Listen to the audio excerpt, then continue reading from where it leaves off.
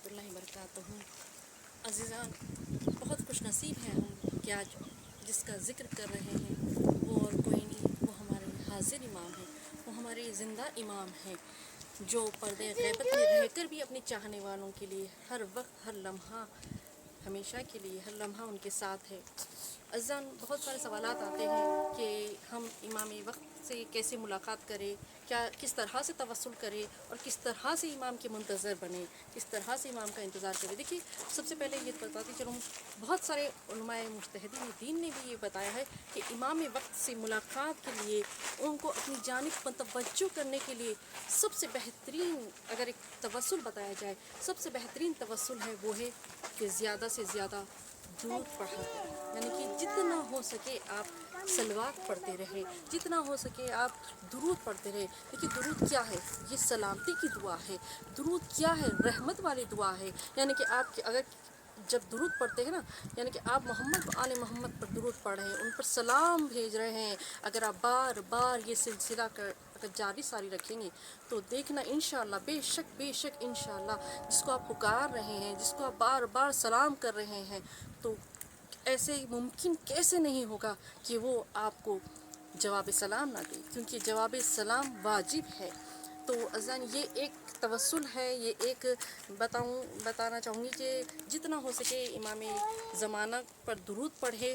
اور عزیزان، سب سے پہلی بات یہ بتاتی چلوں کہ یہ بہت زیادہ سوال آتا ہے مجھ تک کہ کیسے ہم امام کے منتظر بنیں، کیسے ہم امام کے چاہنے والے بنیں۔ تو عزیزان دیکھیے، منتظر بننا، انتظار کرنے والا بننا، یہ ہمارے درمیان میں، یعنی کہ ہمارے معاشرے میں یہ بہت بڑی بات مانا جا رہا ہے۔ یعنی کہ اب میں یہاں پر اپنی نوجوان بہنوں سے مخاطب ہو کر کہتی چلوں، اور چھوٹے بچیوں سے مخاطب ہو کر کہنا چاہوں گی کہ دیکھیے، منتظر بننا یا امام کے لیے انتظار کرنا، یہ کوئی بہت بڑا ٹارگیٹ یا ایسا کوئی بڑا ٹاسک نہیں ہے۔ عزیزان، بہت بیسک سی بات ہے، بس اگر آپ کوشش کریں گے تو دیکھنا انشاءاللہ آپ کے اندر وہ صلاحیتیں پیدا ہوں گی۔ تو سب سے پہلے تو یہ بتاتی چلوں کہ میں نے روایت میں بھی پڑھا ہے، کتابوں میں بھی پڑھا ہے، اور جہاں تک میں نے اس کے بارے میں ریسرچ کی ہے، ایک چاہنے والا تھا امام کا، جو اب اس نے کہا کہ میں امام کا منتظر بننا چاہتا ہوں۔ تو میں نے کیا کیا؟ میں نے اس پر عمل کیا جو امام آنے کے بعد کرنے والے، یعنی کہ اس کے خلق تک معرفت پہنچی، کیونکہ ہم بھی معرفت کا عنوان رکھتے ہیں۔ دیکھیے، امام آنے کے بعد کیا کرنے والے ہیں، یہ معرفت اس تک پہنچی، اس نے اس معرفت کو حاصل کیا، تو اس نے کہا کہ میں وہ چیزوں پر عمل کرتا ہوں جو امام جب حاضر ہوں گے، جب ظاہر ہوں گے، جب ظہور کریں گے، ظہور کے بعد جو وہ عمل کریں گے، میں اس پر عمل کرنے کی کوشش کرتا ہوں۔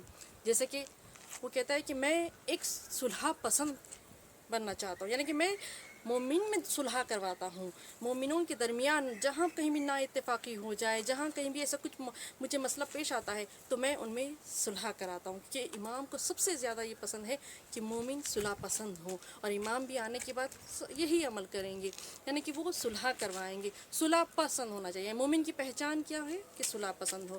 اور وہ کہتا ہے کہ میں علم حاصل کرتا ہوں اور اس علم کو آگے تک پہنچاتا ہوں۔ دیکھیے، مولائے کائنات سے لے کر آخر امام تک، ان سب کا یہ بہترین عمل، اور ان کے آگے بہت محبوب ترین اگر بات ہو تو وہ علم پسند کرتے ہیں۔ یعنی کہ وہ کہتے ہیں کہ اگر تمہیں علم کو حاصل کرنے کے، مولا علی کا فرمان ہے کہ اگر تمہیں علم حاصل کرنے کے لیے بہت دور بھی جانا پڑے، چین بھی جانا پڑے، تو تم مجھ سے جا کر حاصل کرو۔